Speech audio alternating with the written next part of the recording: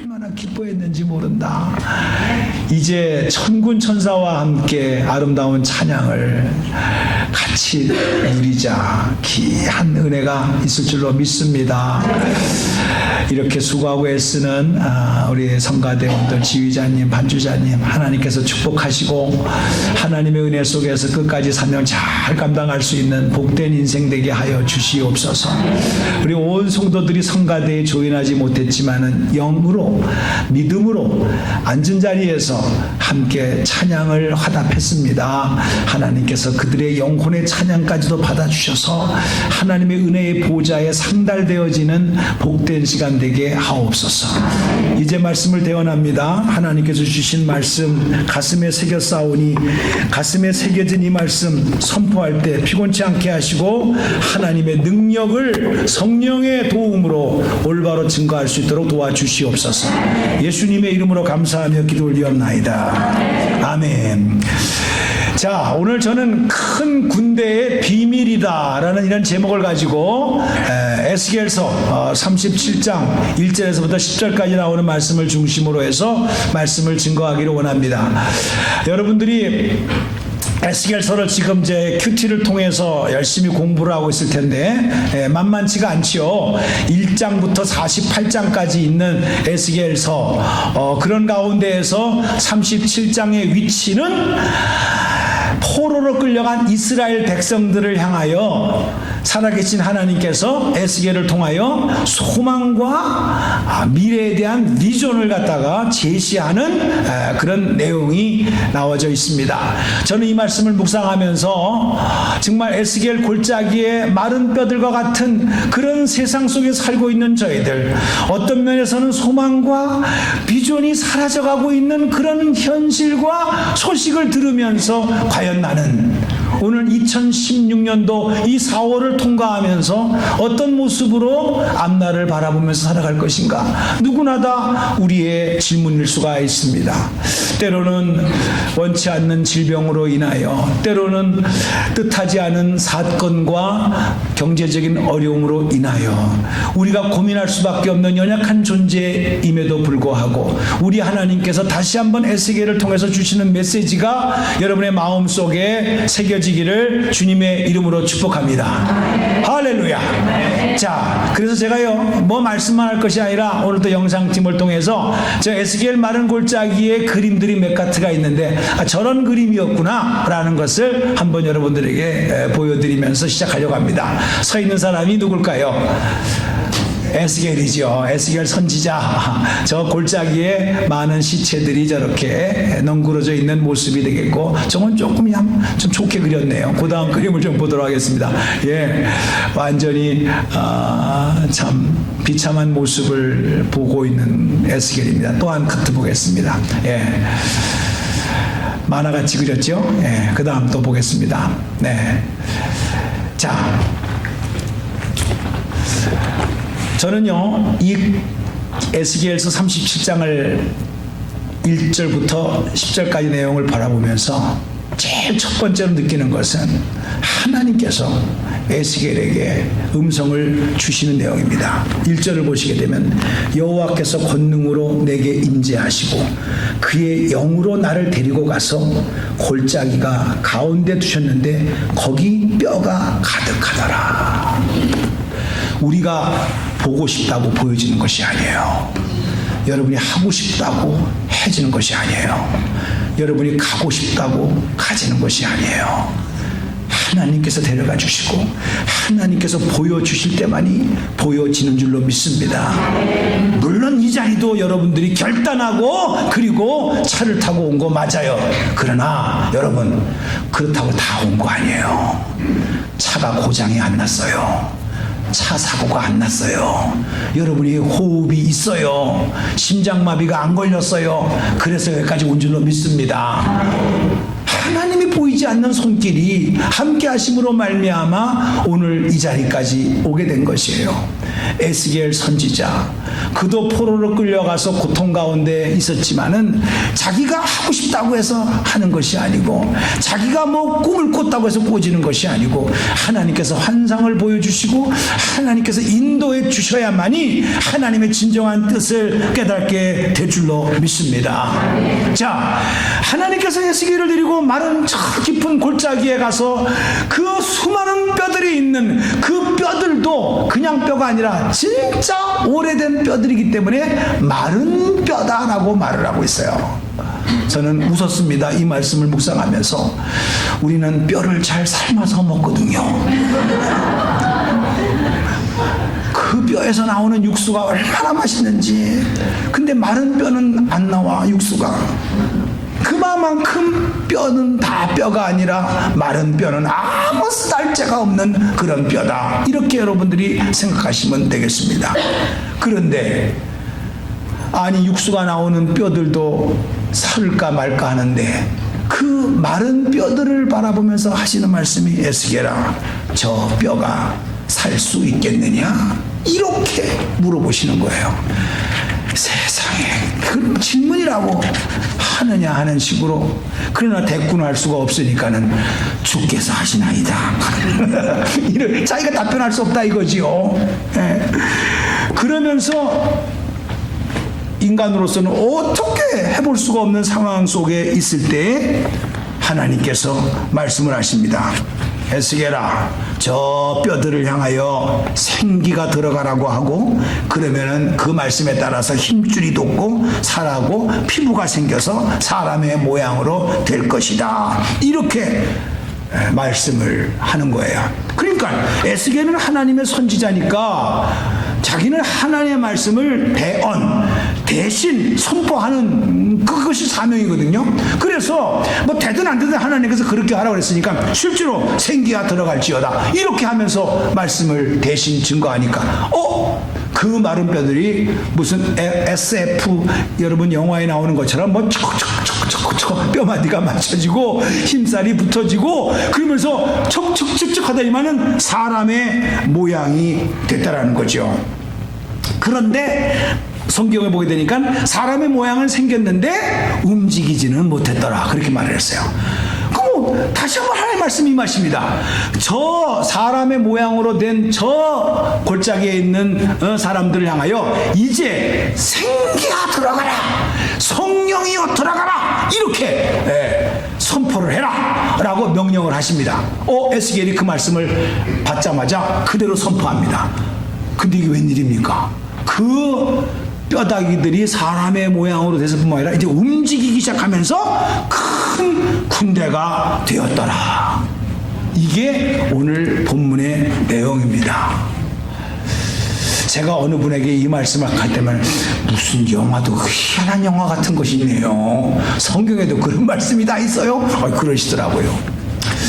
사랑하는 성도님들, 저는 이 말씀을 이렇게 묵상하면서 이게 지금으로부터 2700년 전에 기록되어진 내용인데, 아니 2700년 전에 기록되어진 저 에스겔 골짜기의 마른 뼈들과 2016년도를 살아가고 있는 오늘 우리와 무슨 상관이 있다고 내가 오늘 주일날 저 메시지를 들으려고 앉아 있는가, 지금 고민을 하고 계십니까? 말도 안 되는 얘기. 어떤 면에서 우리가 서로 사랑하자, 사랑은 하나님께 속한 것이니, 그런 메시지를 들어야 그래 맞아 우리가 사랑해, 이런 게 마음에 닿지, 무슨 주일날 와가지고 그것도 뼈다구 얘기를 들어야 되는가, 그것도 마른 뼈다구 얘기를 들어야 되는가, 이렇게 생각을 할 것이라고 저는 생각이 됩니다. 그런데 저도 말씀을 묵상하면서 고민을 많이 했는데 하나님께서 이런 영감을 주시는 거예요. 에스겔아, 부르는 것처럼 서정구야, 이렇게 감동으로 하면서 너는 이 세상을 봐라. 지금 방송에서, 뉴스에서, 인터넷에서 들리는 소식을 좀 들어봐라, 이 말이에요.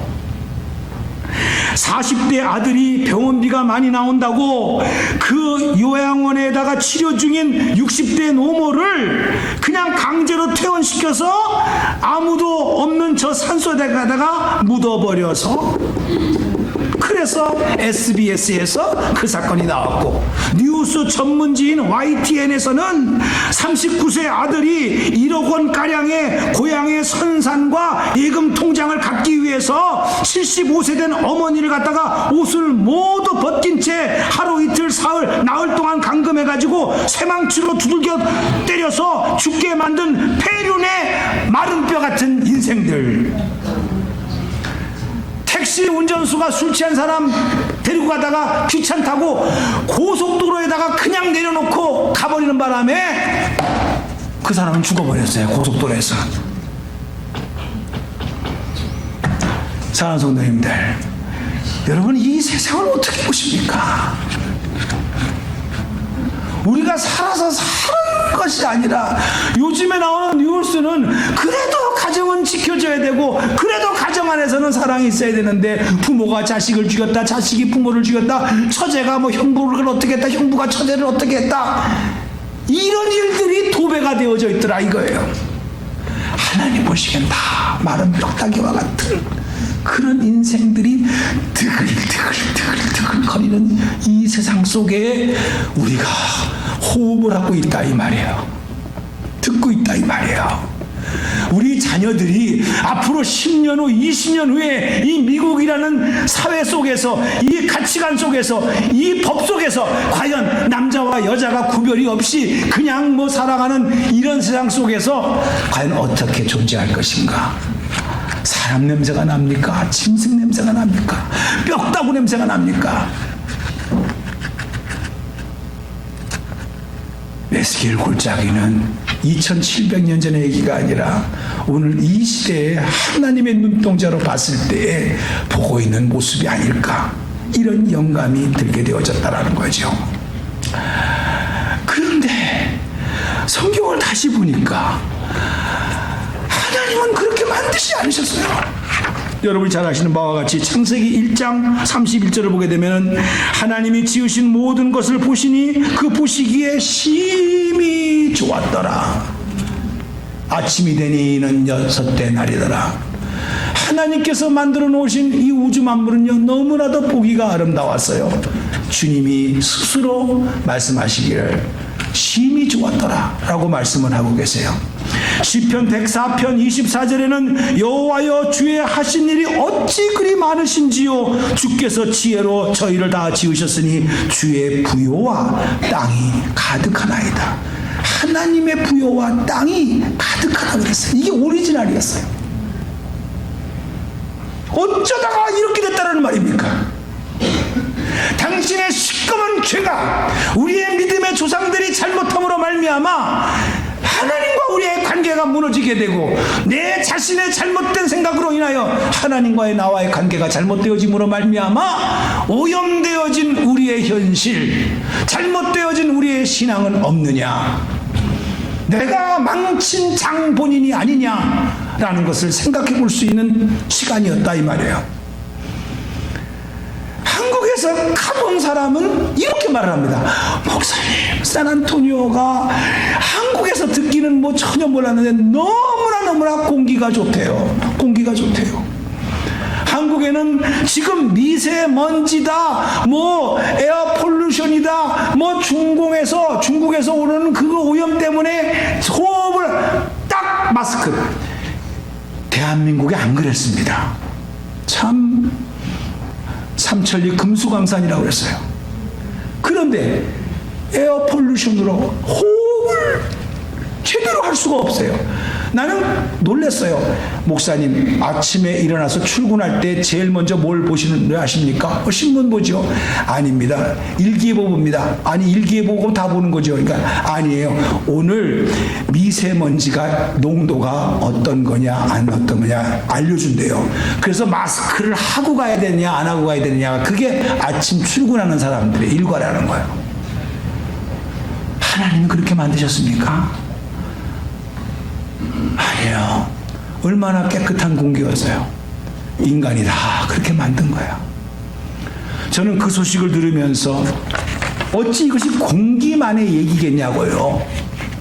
나 한 사람의 잘못된 생각과 오염된 생각이 하나님의 올바른 뜻을 오염시키고 우리의 가정이 파괴되어지는 모습, 주위에 있는 이웃들이 망가지는 모습을 바라보게 될 때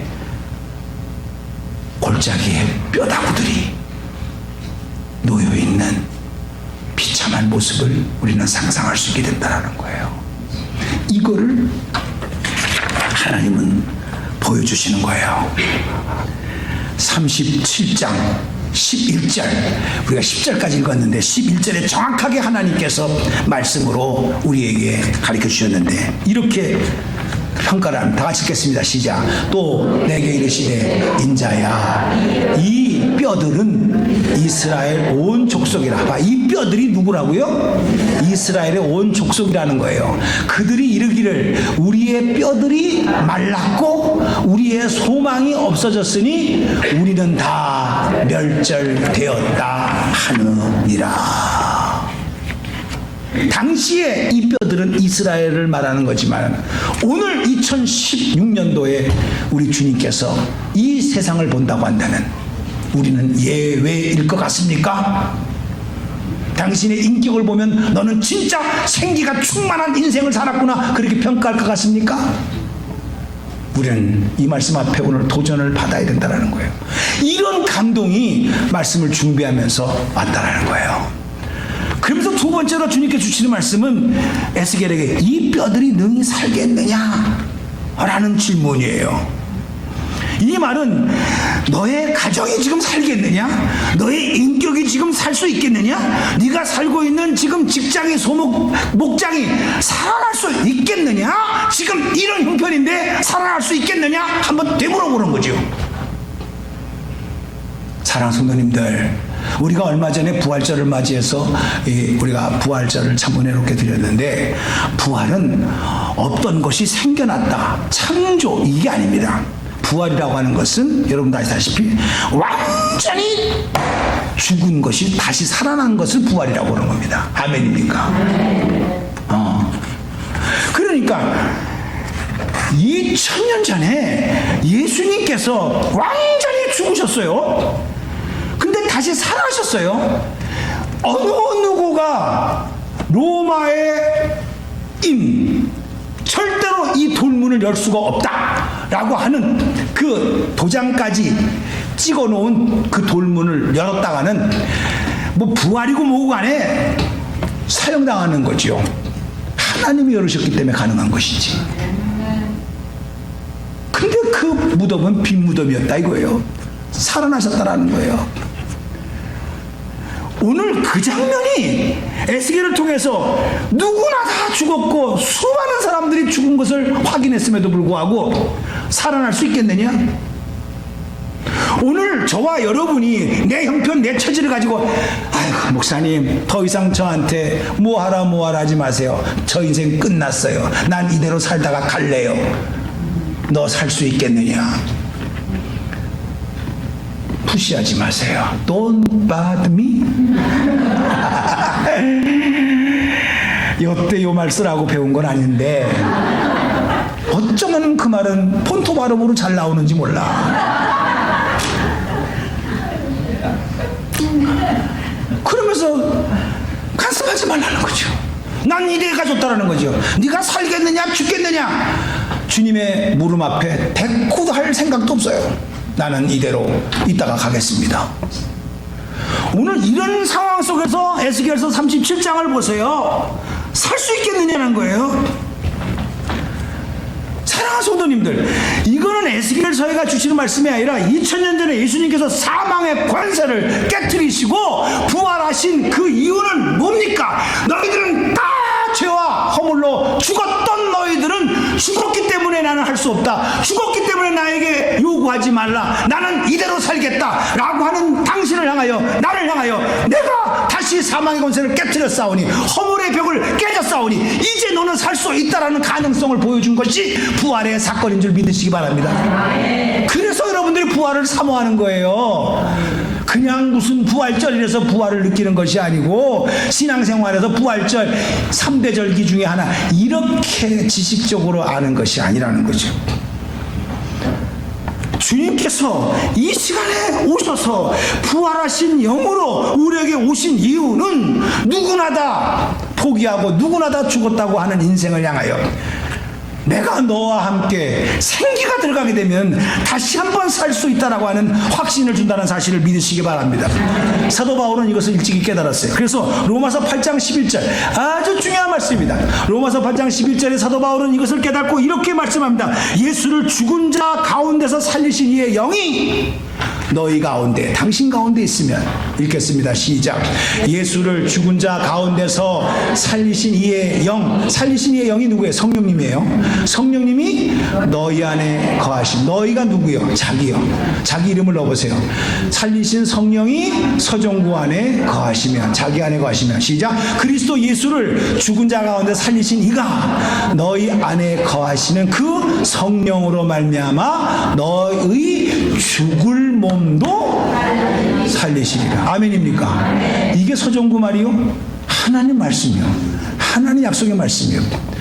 여러분은 죄와 허물로 죽었던 너희들을 스스로 살 수가 없는데 죽은 자를 살리신 성령, 예수를 살리신 성령이 동일하게 너희 안에 거하면 그 영으로 말미암아 너가 죽을 몸도, 아니 죽었던 몸도 다시 살아난다. 아멘. 이게 에스겔서에게 보여준 마른 뼈와 같은 인생이고 오늘 이 시대에 우리가 실망과 좌절 속에서 될 대로 되라 하면서 살아가는 인생 속에서 다시 한번 메시지를 주시는 본문의 내용이라 이거예요.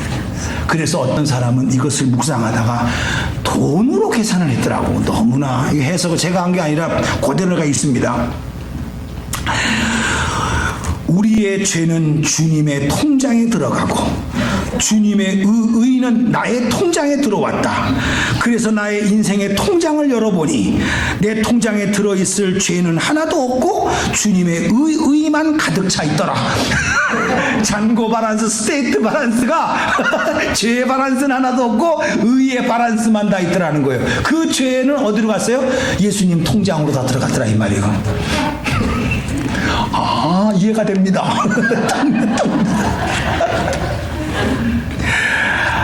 참 그래요. 마른 뼈는요 자기 스스로 살 수 없어요. 어떻게 해볼 수가 없어요. 처음에 말씀이 들어가니까 움직여지는 것처럼 모양새는 나왔어요. 모양새는 나왔어요. 그러니까 여러분도 모양새는 있어가지고 그냥 여러분의 인격과 또 습관에 의해서 교회에 올 수도 있고 성경 읽을 수도 있고 교회에 와서 봉사할 수도 있어요. 근데 그거는 자기의 어떤 자기 힘으로 하는 거예요. 근데 진짜는요 생기가 들어가야 움직이는 거예요. 오직 했으면은 움직이지는 못하더라 그랬어요. 이 말은 하기는 하는데 기쁨이 없어. 하기는 하는데 열정이 없어. 그냥 과거의 습관대로 하는 것뿐이야. 근데 생기가 들어가라니까 움직이면서 큰 군대가 됐더라 그랬어요. 여러분, 큰 군대는 숫자적으로도 큰 군대지만은 파워를 말하는 거예요. 우리가 신앙생활 할 때 하나님으로부터 오는 파워를 받아야 하는 것이지, 여러분 무슨 인격 갖고 하는 것입니까? 이성 갖고 하는 것입니까? 습관 갖고 하는 것입니까? 아니에요. 예수님께서 요한복음 10장 10절에 도적이 온 것은 도적질하고 멸망시키는 것뿐이지만 내가 온 것은 너희로 생명을 얻게 하고 풍성한 삶을 살게 하려 함이라. 아멘. 이왕 살을 때 물질적으로 풍성한 삶만 바라지 마시고 영적으로도 풍성한 은혜가 넘치기를 주님의 이름으로 축복합니다. 축복합니다. 아멘입니까? 교회에서 있었던 일이래요. 이것도 뽑았어요 제가. 여집사님들끼리의 그 보이지 않는 마음의 시기와 그런 거는 다 인간 사회에서는 있는 거고 교회 안에서도 있을 수가 있대요. 오직했으면 얼마나 미웠으면은요, 저 집사님이 천국에 간다면 나는 안 간다. 거기서도 그 사람을 본다면 나는 천국의 맛이 없을 거니까. 이 정도로 그 미운 집사님이 진짜 미웠대요. 저쪽 저 한국 얘기입니다. 여기 미국에는 그런 분이 없고. 그런데 하나님께서 그렇게 생각하는 그 여집사님을 불쌍히 여셨는지 한 번은 꿈에서 주님이 나타나셔가지고 그래가지고 있는데 저 여인이 지나가더래요. 미워하는 여인이. 근데 주님이 손가락을 탁 이렇게 하면서 자기 눈을 가리더래. 그래서 주님이 내가 보기 싫으니까 눈을 가려주는구나. 이렇게 생각을 하고 주님 감사합니다 그랬대요. 근데 주님의 손은 못자국난 손이니까 가운데가 빵 뚫어져 있거든요. 그래가지고 못자국난 구멍을 통해서 이렇게 보니까 그렇게 미웠던 여집사님이 그렇게 이쁘더래. 너무너무 좋더래. 그래서 그러고 나서 그 들자 손이 싹 이렇게 지나가면서 없어지면서 꿈에서 깼더래요. 그때 깨달았대. 그때 깨달았대. 내 눈으로 보면 미워지는 여집사님인데 주님의 못자국난 구멍을 통해서 보니까 이뻐지더라. 나는 진짜인지 가짜인지 만들어낸 얘기인지 몰라. 그러나 누가 썼어. 근데 이해는 가. 우리가 십자가를 통해서 봐야 이뻐 보이지 내 생각과 경험으로 보면 다 이상하게 보여. 저놈이 뒤통수 칠놈인가 이렇게나 보고 그렇게밖에 안 되는 거요. 그러니 우리가 주님의 사랑 속에서 이게 십자가에 못 박힌 구멍난 손이라고 한다면 그것은 사랑이거든요. 그 사랑을 통해서 볼 때만이 회복되어지는 역사가 이루어질 줄로 믿습니다. 그것을 보여주는 것이죠. 마지막으로 세 번째, 생기야 들어가라. 여기 보게 되면은 이렇게 하라 그러니까 그렇게 했고 또 이렇게 하라 그러니까 이렇게 했고 에스겔은요 하나님께서 하라는 대로 한 것밖에 없어요. 자기가 한 게 없어요. 그런데 하라는 대로 하니까 역사가 일어났더라 이 말이요. 기적이 일어났더라 이 말이요. 이야, 참 저는요 이게 우리가 상상할 수 없는 이 기독교의 신비라는 거예요. 이게 에스겔은 무슨 힘이 있어서 그렇게 할 수가 있겠습니까? 자기는 하나님께서 하라는 대로 한 것뿐이에요. 신약시대에 그렇게 한 사람이 있어요. 이 사람은 사도들 중에서 한 사람도 아니었어요. 집사님이었어요. 그 이름은 빌립 집사님이세요. 이 빌립 집사님이 은혜를 받고 그리고 이제 복음을 전하기 위해서 예루살렘을 떠나서 간 것이 사마리아 성이었어요. 사마리아 성은요 같은 유대인끼리도 부정탄다 거기 가지 마라 이렇게 따돌림을 당했던 왕따를 당했던 그런 동네가 사마리아 동네였어요. 그런데 이 빌립 집사가 은혜 받고 하나님의 사랑을 전하고자 그 사마리아 성에 들어가서 말씀을 증거한 것이 사도행전 8장 5절과 6절에 나와 있어요. 그 내용을 보게 되니까 빌립이 사마리아 성에 내려가 그리스도를 백성에게 전파하니 그것을 읽어봅시다. 시작. 그 빌립이 사마리아 성에 내려가 그리스도를 백성에게 전파하니 6절 무리가 빌립의 말도 듣고 행하는 표적도 보고 한 마음으로 그가 하는 말을 따르더라. 7절 많은 사람에게 붙었던 더러운 귀신들이 크게 소리를 지르며 나가고 또 많은 중풍병자와 못 걷는 사람이 나왔다. 그래서 그 성의 8절에 큰 기쁨이 있었더라. 누가 그랬다고요? 누가 이런 일을 했다고요? 시작. 빌립? 중요한 건 빌립 집사님이요. 집사님 당신은 뭐 하시오? 시작. 옆에 사람하고 인사합니다.